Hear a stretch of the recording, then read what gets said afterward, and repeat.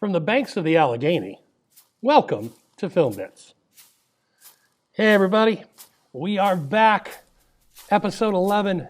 Let's just get going. We just finished watching Sugar stitch himself up and take care of himself after being wounded by Moss. Let's get at this as we cut and change scenes to Ed Tom Bell. Any word on those vehicles yet? Big wide shot here of Tom Bell sitting at his desk. Those vehicles are titled and registered to deceased people. The owner of that Bronco's been dead 20 years. Do you want me to see what I can find out about the Mexican ones? No, Lord, no. There's this much checks. That DEA agent called again. You don't want to talk to him? I'm gonna try to keep from it much as I can. He's going back out there. Okay, so here we see it again. That DEA agent called. You gonna go with him? And Ed avoids both opportunities. I'm gonna try and keep from it much as I can. Oh, he invited Ed? That's cordial of him. Ed does not want to get involved with this investigation. He just refuses it. What have we seen him do as a lawman? We've just seen him sign some checks.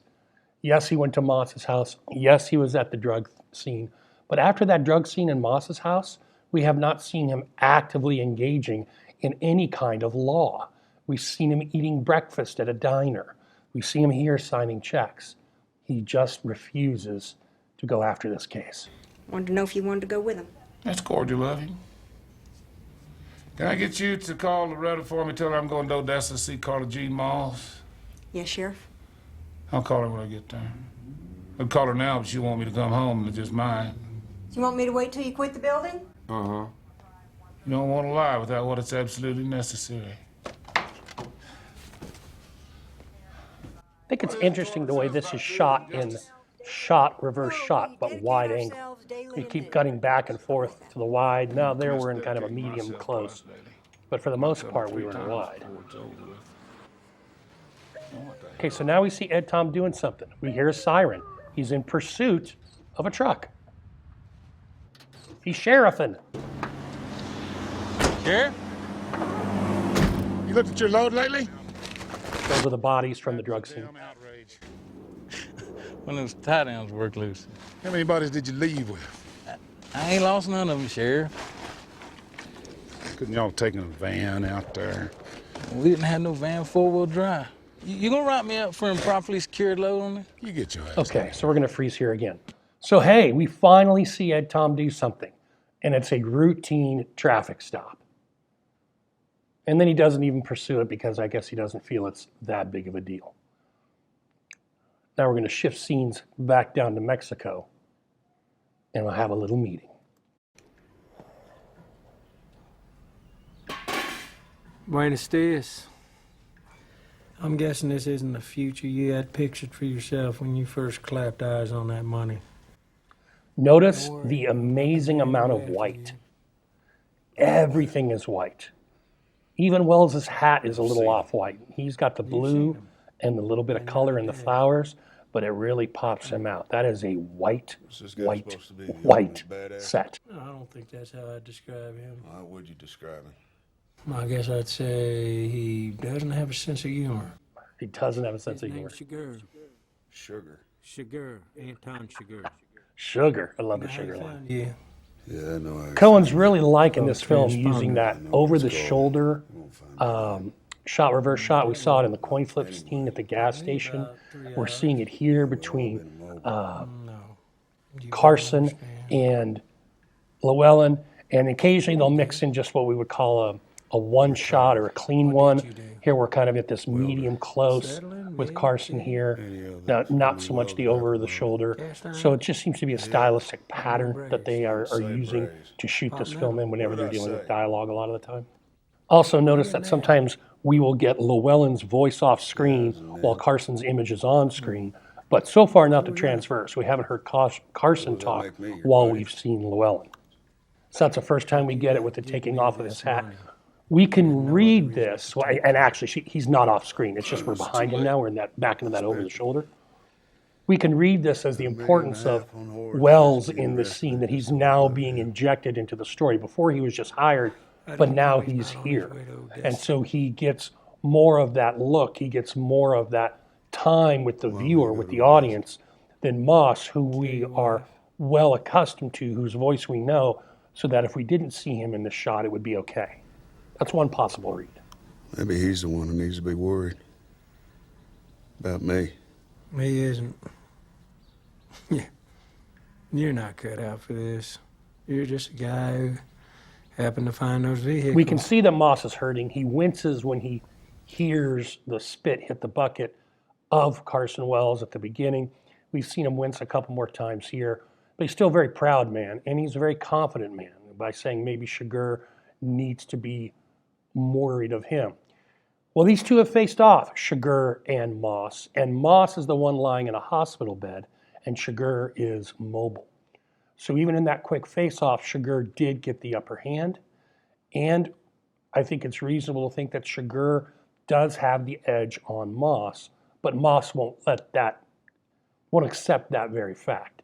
And Wells is here trying to broker a deal, get that money, get it back home, and not perhaps have to deal with Chigurh if not necessary. Because as he already stated here, Moss saw Chigurh and is still alive.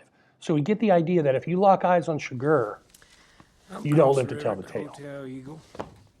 Go out to that wide, see him stand up. Call me when you've had enough. Now that's the first shot we get of Llewellyn, where we still do see a little bit of Carson here, but it's just like his arm and jacket. First time he was off screen saying something. Even if you gave him the Or at money least his back, face he'd was. still kill you just for inconveniencing him. He's a peculiar man. Might even say he has principles that transcend money or drugs or anything like that. Might even say he has principles. So this is that weird code of Chigurh's that I think directly takes us back to the coin flip. It's not for us to understand why he does the things he does. We just have to know that he does them. And Carson is trying to explain, no, you don't barter with this guy. He's got a set of ideals, he's got a set of standards, and he's going to adhere to them, and you have to be the one to be able to move or not. It kind of puts Chigurh in this element of almost supernatural. Now, he's not supposed to be, but when we talk about a symbolic reading, what does Chigurh symbolize? He's not perfect, but he's awfully darn good. He's yet to hit something that can stymie him, and he doesn't behave like most humans would, thus making him perhaps other than human in a symbolic way. He's not even like me. No, you don't talk as much as you are. Give him points for that. I love that line. Carla Jean, thank you for coming. Don't know why I did. I told you. I don't know Now what this it is. scene is Ed trying to convince Nobody? Carla Jean to bring Llewellyn in. He you tell needs me if help. you have? He's dealing with dangerous Well. people. I don't know. He don't need any trouble from you. It ain't me he's in trouble with. Who's he in trouble with then? Some pretty bad people. These people will kill him, Carla Jean. They won't quit. He won't neither. He never has.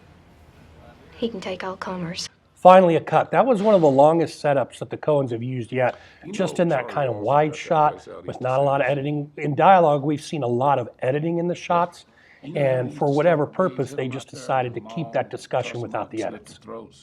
Here, old Charlie's got one all trussed up, all set to drain. And now we're back to shot versus shot.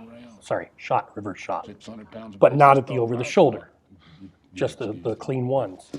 Charlie grabs his gun there, shoots the damn thing in the head, but with all the swinging and the thrashing, it's a glance shot. Ricochets around, comes back, hits Charlie in the shoulder. You go see Charlie, he still can't pick up his right hand for his hat. The point being that even in the contest between man and steer, the issue is not certain.